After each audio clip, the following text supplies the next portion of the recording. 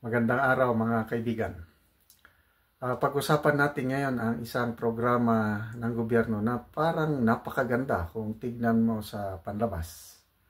Kailangan kung suriin mong maigi, tignan natin yung sustainability. Lumalabas na false hope to the poor. Tapos nalulugi po ang gobyerno nito. Estimated 220 million pesos per day. Tapos ang masama pa, parang ginagamit lang ito sa politika. Parang pang-sona, gimmick, para may magandang mabanggit sa sona. Okay. Sa Philippine Star headlines, 29 per kilo rice, giving false hope to the poor. Okay. Ito po, nagsalita ang president ng Philippine Chamber of Agriculture and Food Incorporated. Ang presidente nila si Danilo Fausto. Malaking grupo ito, mga businessmen. Mga 48 different sectors sa agriculture. Conglomeration ito. Ang sabi ng Chamber of Agriculture and Food Incorporated is nagbibigay lang ito ng maling pag-asa kasi hindi siya sustainable. At ang gobyerno, taong bayan, is giving subsidy estimated 220 million per day, sabi niya. In-interview siya ng Philippine Star at ito, Fausto said in an interview with the Philippine Star that this is more of a political move and was implemented possibly in preparation for President Marcos' SONA this month. Okay? So ito yung exact word niyang Danilo Faustino. Fausto, yeah.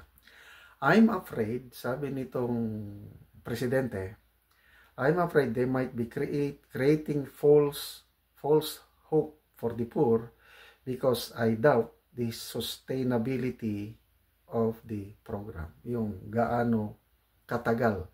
Kasi sinasabi po ng ating gobyerno, yung DA spokesman, ASEC Arnel de Mesa, hanggang 2028 daw eh.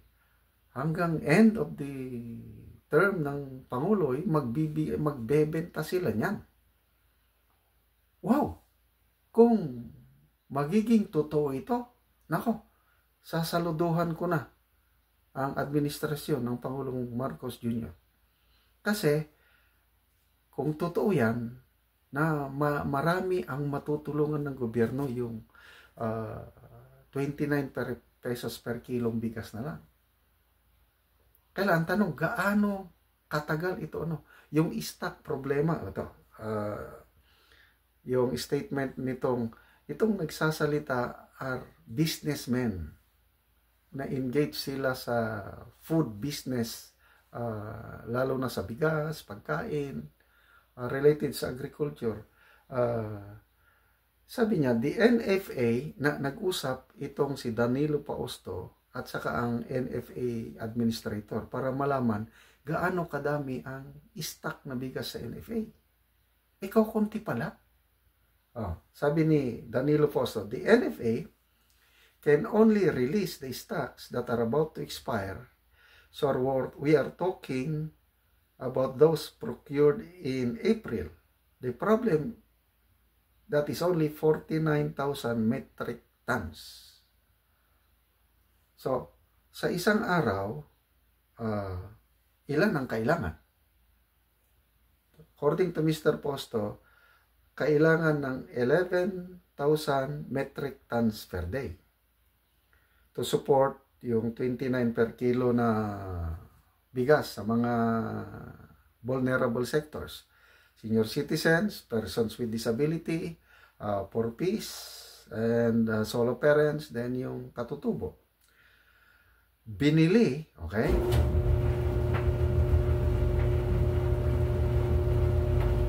Sorry, medyo maingay dito sa itong bigas na ito, binili ng 45 to 50 pesos per kilo. Yun ang puhunan. Tapos ibebenta mo ng 29. So ibig sabihin, magdadagdag ka ng 20 pesos per kilo. Okay?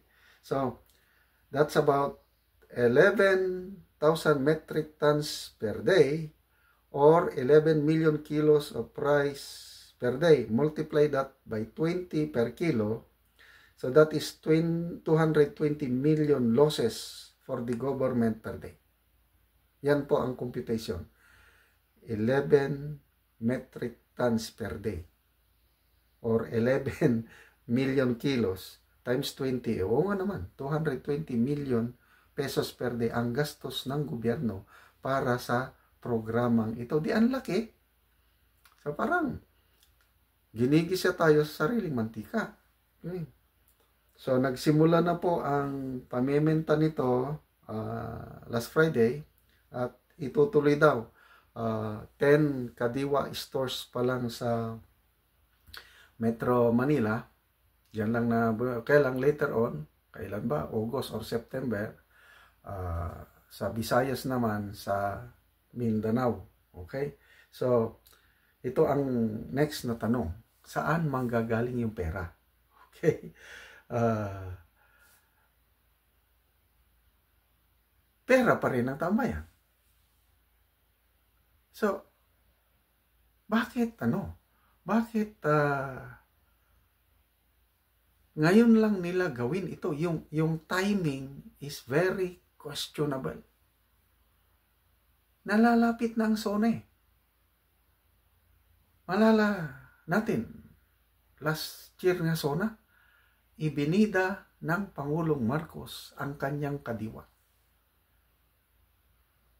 Binida niya na kaya na natin pababain ang presyo ng bilihin. Bigas, gulay, karne, isda, asukal, and everything. Dahil sa kadiwa.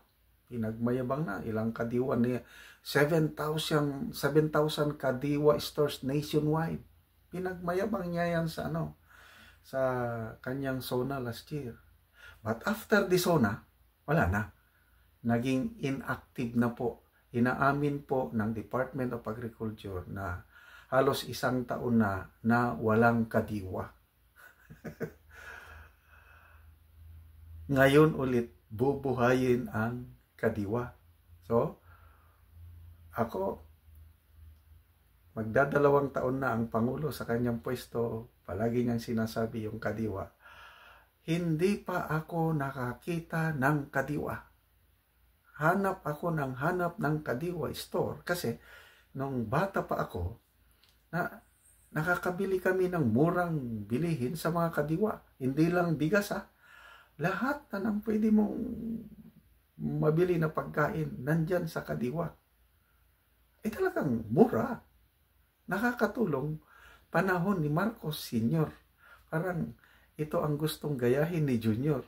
Kailang, ang kanyang kadiwa is, yung nababasa kong kumisin, kawawa. Guerrilla. Bakit guerrilla? Bigla lang susulpot, mawawala. Ganun pa ang guerrilla. So, ito pa. Itong present na bigas na binebenta. Nakita ko talaga nakita ko sa balita, sa TV Patrol. Nung i-cleanose up yung bigas, maitim-itim. At mayroon nang in-interview yung isang ginang na, ano ba ito? Ginagawa man nila kaming aso. Pwede ito panghayop ng mga mayayaman. Kaming mga pobre, bakit ganito ang ibenta? Maitim na, may amoy pa. Matagal lang stock So, ano mangyari? So, yun talaga. So, yun po. We are spending. I hope tama itong computation ni Mr. Danilo Posto. We are spending 220 million pesos per day para magiging mabango ang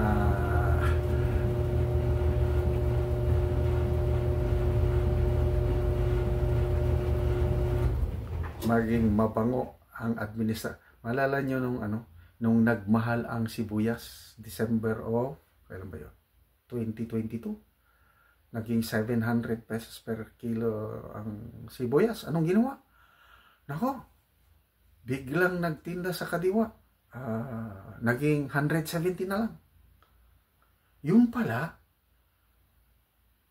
bumili ang DA, itong Terminal Incorporated, ng overpriced na onion, 540 pesos per kilo, overpriced.